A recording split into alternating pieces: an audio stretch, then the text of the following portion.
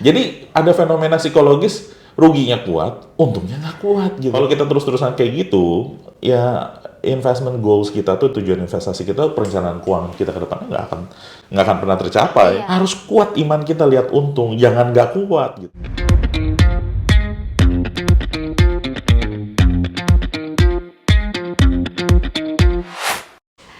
Halo Brancers, jumpa lagi di Bedpot Batavia Podcast di segmen 5 menit aja, singkat, padat, dan jelas dengan saya Tias, hostnya Bedpot, dan narsum tetap kita, Eri Alori. Halo, Yas, gimana? Ngobrolin apa kita kali ini? Nah, kali ini tuh kita pengen ngobrolin salah satu fenomena nih, Ri. Mm-mm. Yang judulnya kuat rugi nggak kuat untung. Oke. Agak menarik ya kata-katanya ya, kuat rugi Yes. nggak kuat untung gitu. Oke. Nah, boleh nggak sih Ri dijelasin fenomena-fenomena si kuat rugi nggak kuat untung ini? Oke, jadi kalau misalkan kita ngomongin investasi khususnya di pasar saham, kan sangat volatile. Betul. Terus seringkali turun dalam, Iya. terus baliknya nggak cepet. Tapi kalau positif sebentar-sebentar. Terus sebentar turun lagi. Iya. Terus akhirnya memunculkan suatu fenomena atau perilaku di mana investor itu kalau masuk terus kebetulan habis itu turun terus panjang, itu ditungguin terus kuat sambil manyun. Iya, sambil manyun, sambil tapi tidur nggak ditungguin tenang terus, gitu ya. betul. Nah begitu pasarnya rebound, begitu rebound dikit aja, Dia balik langsung modal check out. gitu ya, langsung check out. Iya. Jadi betul. journey-nya misalkan ngomong 6 bulan atau setahun lah periode siklus itu gitu ya. Jadi journey-nya tuh gimana investasi? Ya rugi, nahanin terus, akhirnya balik modal. Jadi nggak untung. Iya. Nah, padahal setelah dia jual beberapa kali, itu naik lagi. Iya. Jadi ada fenomena psikologis, ruginya kuat, untungnya nggak kuat gitu kan. Jadi kalau uang tuh bukan diambil ya, berkurang gitu ya, lumayan berkurangnya, tahan, kuat gitu ya, yakin pasti kembali gitu ya.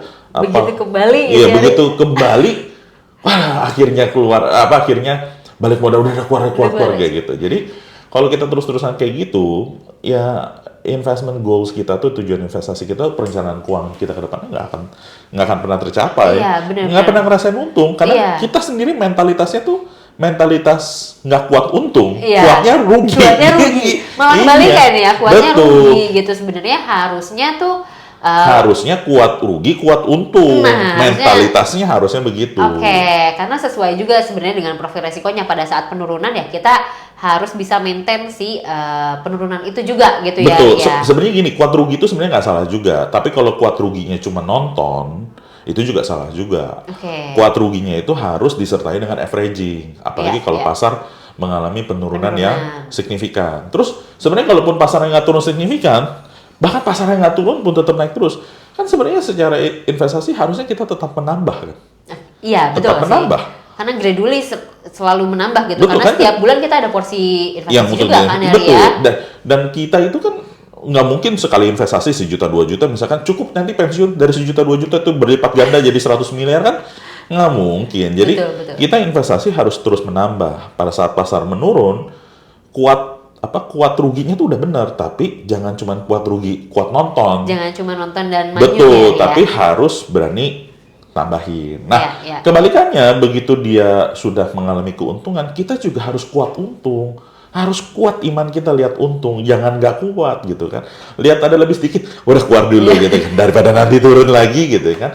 Nah, kalau misalkan mindsetnya masih seperti itu, berarti mungkin risk profile-nya nggak cocok.